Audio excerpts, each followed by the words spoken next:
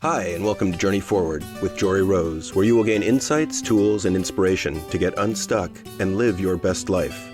Jory is a licensed marriage and family therapist with a passion for helping people cultivate awareness and authenticity so they can show up fully in all aspects of their life.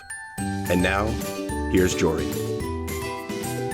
Hey everyone, this is Jory Rose, and welcome back to the Journey Forward with Jory Rose podcast. As you've been hearing me talk about, May is Mental Health Awareness Month. And when I think about mental health, it's really about how to bring more awareness and less stigma to the emotions, experiences, and anything that we're feeling that we otherwise feel judgmental, that we have an inner criticism about of ourselves or even others, and how to normalize our human experience. This is the reason that my partner in both life and love, Dr. John Schinnerer, who's host of the podcast, The Evolved Caveman, why we've created the Surviving to Thriving online summit that actually launches today, May 11th. We are so humbled and excited to bring over 25 experts from all over the world to bring tools of how we can build greater resources, strengths, and abilities to grow through adversity and to get through the challenges that we are all facing, not just during the pandemic, but in our lives. We've got experts in fields for relationships, parenting, dating, sex, business, leadership, mindset, resilience, money. Oh gosh, what else do we have?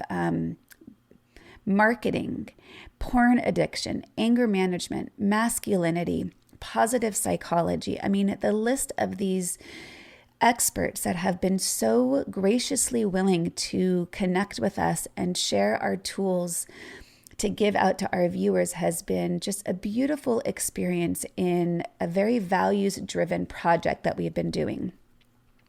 And, one of the things that so many people have connected with me, both my clients, as well as in my Facebook group, as well as even women that I've been doing in my virtual wind down evenings, which if you haven't checked that out yet, I highly recommend it. It's so much fun. Gathering groups of women online for virtual mindfulness sessions using a glass of wine as the focal point of your meditation or of your mindfulness practice. I could teach you so many cool ways to do that because we often use our glass of wine at the end of the evening mindlessly to distract and numb out from what we're feeling. When in fact, I think what better opportunity to actually tune in to what we're feeling and to mindfully be with and sit with and utilize our senses to get grounded and come into the present moment. Anyhow, that was kind of a shameless plug for my virtual wind down.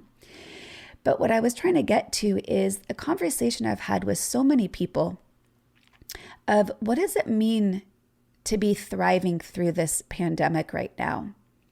And I want to share with you the experience of one particular young lady I was speaking with, in which there's this sense of pressure to be productive, especially coming from colleges, reaching out to students to take on really big tasks and goals to demonstrate, what did you do during quarantine?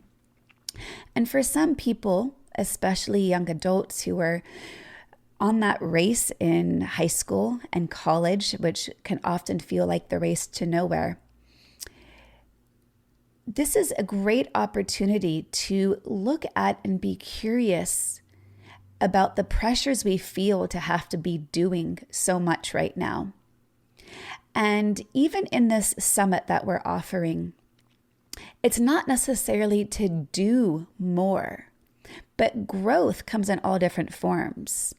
And so perhaps that growth is a shift in your story, a shift in how you relate to expectations or judgments, or perhaps the ability to grow through this adversity right now is to recognize I need to do what feels like the opposite. And instead of growing and adding more to my resume or to my college application or to, my list of hobbies or things that I can produce and show and, be proud of to put out on a social media post, perhaps it is just as simple as giving yourself permission to do less.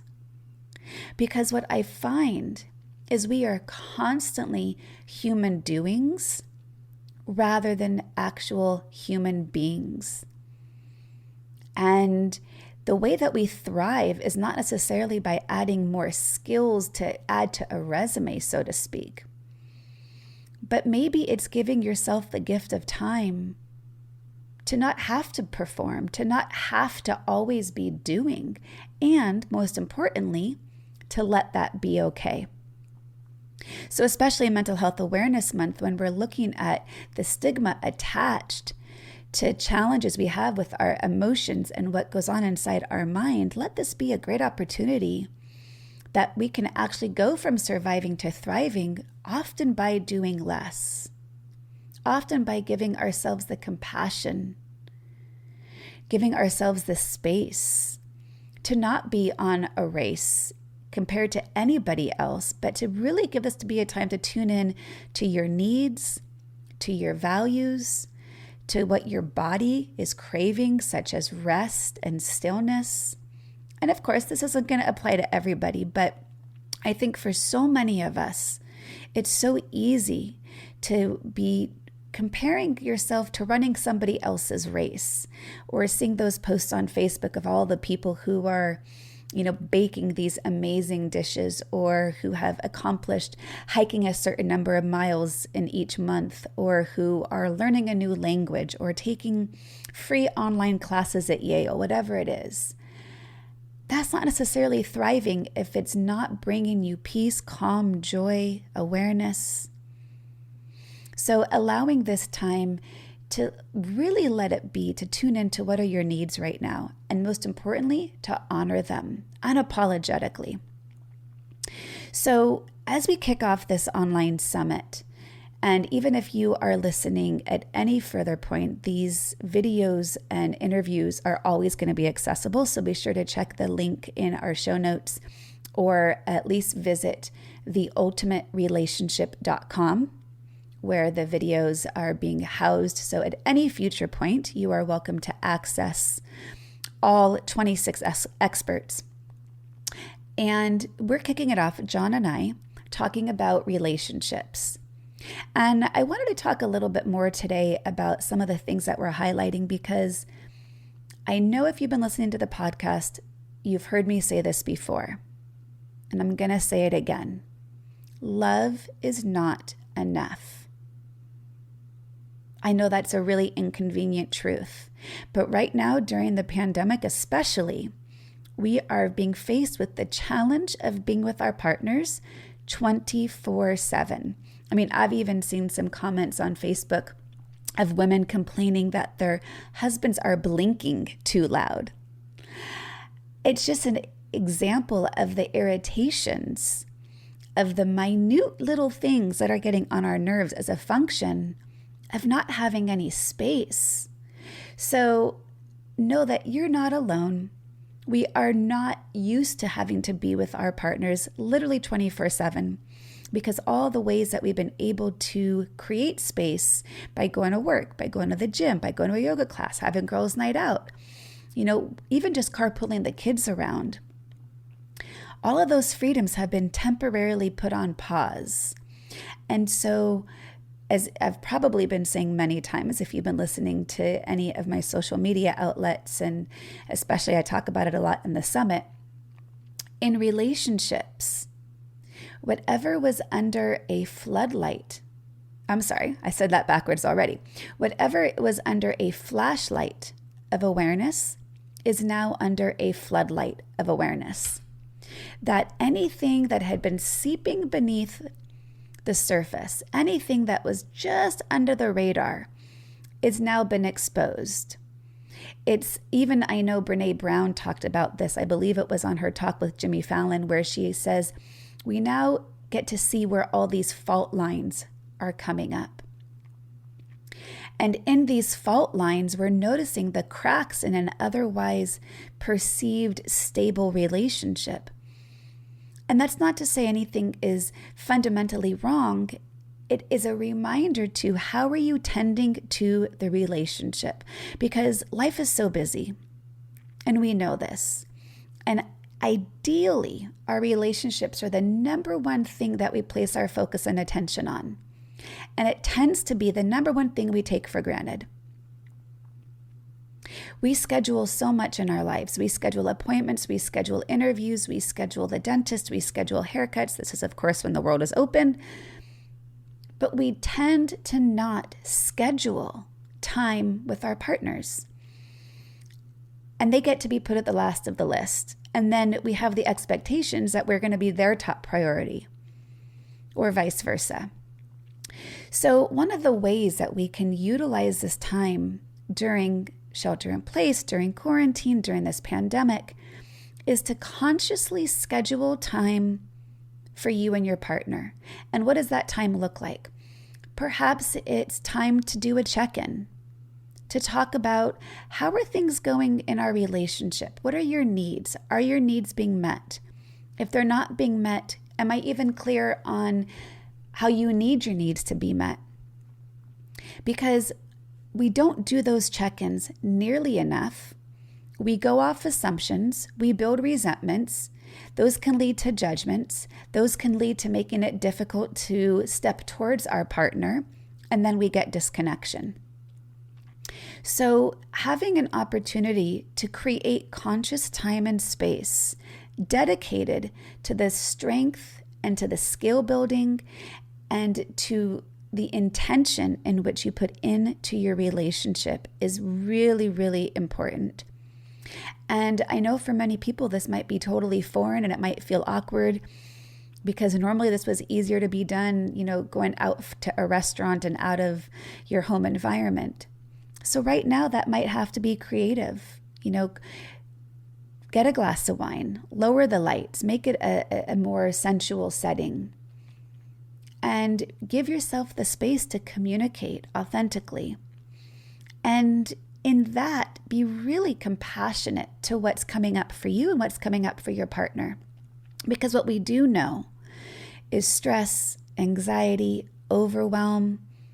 These are all things we're all experiencing right now, all of which makes it difficult to connect.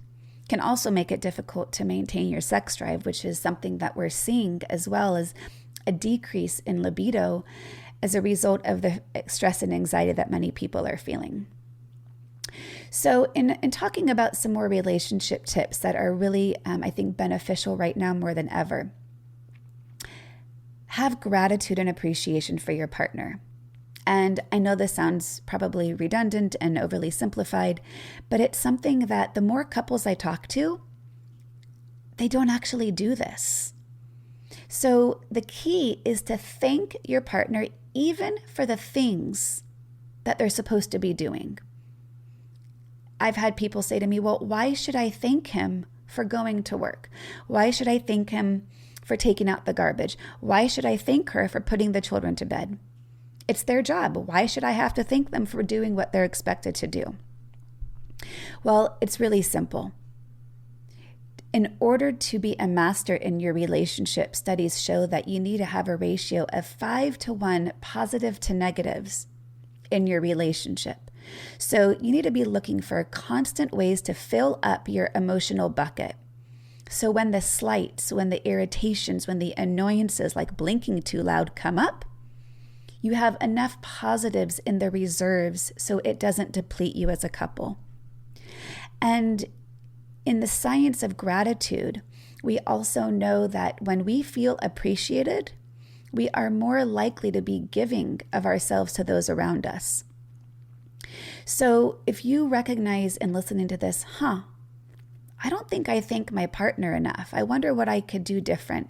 Just try it, because this is something John acknowledges to me all the time, how good I am at thanking him, even for the littlest things. And the truth is, he's very good at it too. Even if I take the dog to go get his nails trimmed, he will thank me for caring for the dog. So it can be something really small. Another area I want to address right now when it comes to relationships is how to be able to clearly communicate your needs, because being at home 24/7, your needs are likely to be different than they normally were when you were busy. And one of the things that's a premium right now is alone time and space. And if not communicated, I guess with greater awareness or compassion, it could come across in a way that your partner might seem negative. So to be able to honestly name, hey honey, I love you, and I'm feeling like I'm not getting enough personal time and space. I'm wondering if I can have an hour alone up in our bedroom so I can just read or take a bath. Or, can you take the kids on a walk just so I can be in the house alone? Whatever it might look like for you, don't assume your partner can read your mind, and don't apologize for asking to get your needs met, because that's easier said than done. And this goes into another great relationship tip that I like to remind my clients of, and it's one of the 4 agreements from Don Miguel Ruiz. And my favorite one of the 4 is, don't take things personally. Right now, it's really easy to take a lot personally. And the more we can remember that we're all in this together, we're all going through this dynamic that we've never experienced in our lifetime, and hopefully won't experience again, when we can take it less personal, we can stay in a place of compassion for someone else's experience, compassion for our own story and what we were hearing, and be able to stay with curiosity. And so, this is the flip side of, if your partner is asking you for space, don't take it personal. It's not about that they want to be away from you necessarily. It's that they need some time alone, and let that be okay. So one more relationship tip that I want to talk about is the importance of effective communication. This is so much easier said than done. And oftentimes when it's a challenging emotional environment, it can be harder to tap into effective communication. Sometimes we can't even find the words to say what we're feeling or what we need to ask for. So when that happens, that's a great reminder that I will say to people. At the risk of not knowing what to say to your partner, I'm not really sure what to say right now. And here's what I'm feeling. Because if you can preface it that you're struggling in finding the words, and your tone of voice and body language reflect that you are struggling in something, also being aware to not start off any statements with you, because that can put your partner on the defense, can automatically create an environment of compassion that you're working through something. And it also helps alleviate the taking things personal and the assumptions we can easily make with our partners. So effective communication, in addition to making the implicit explicit, is how do you go about observing what's happening and naming what your needs are in the scenario for you to be able to alleviate whatever struggle you're in. So perhaps it might be if you are not having the time to get to the rest of your emails for the day. Maybe it's something silly like this. You can say, and this even works to your kids, this isn't for anybody. Hey, so I'm noticing I'm not able to get through my inbox, and I'm feeling pretty frustrated that this inbox keeps piling up. So right now, can you please give me 15 minutes so I can get this task done? That's a much better approach than saying, you never leave me alone, you keep bothering me, I can't get to my to-do list, and I need you out of the room. So there's a very different way we can approach when we need to ask something of someone. So observing the situation, naming how it makes you feel, naming what you need to alleviate that feeling, and making a specific request. This is the pattern of nonviolent communication. So I think right now, anytime we can recognize where the fault lines in our relationship are, where the things that have now been exposed, we have more time to dedicate to healing those small fractures so we can actually thrive through this. This is one of the ways our relationships can thrive, is because now we've got the time that perhaps we've never had before. We've got no more excuses, no more defenses, no more places we've got to be. So it's a choice in how you show up in your presence. It's a choice in how you show up in your vulnerability and your courage to communicate, even what's hard. So even to start off by saying, this is really hard, I'm not sure how to do this, and I'm willing to step towards because this relationship is such a high value of mine. So these are just some of the things that come to my mind that I wanted to share with you about strengthening your relationship during challenging times, whether it's pandemic or any other adverse situation you're in. And recognize as well that every moment's an opportunity to step towards your partner. And the more opportunities we have in stepping towards, the greater our connections are. Thanks so much for tuning in today, and I really hope that you join us on our summit, Surviving to Thriving, How You Can Grow Through Adversity. The links to join are in the show notes, and I know it's going to be an amazing resource for you to learn the tools and the strengths for how you can become the best version of yourself that you've always wanted to be. Right now, we've got the time and we've got the resources, so please join us. Be well and stay healthy. To continue your journey forward, find Jory Rose on Facebook and Instagram to become part of her growing community. You can also gain access to her meditations, books, online classes, or to sign up for an upcoming retreat. Visit her at joryrose.com. That's JOREEROSE.com.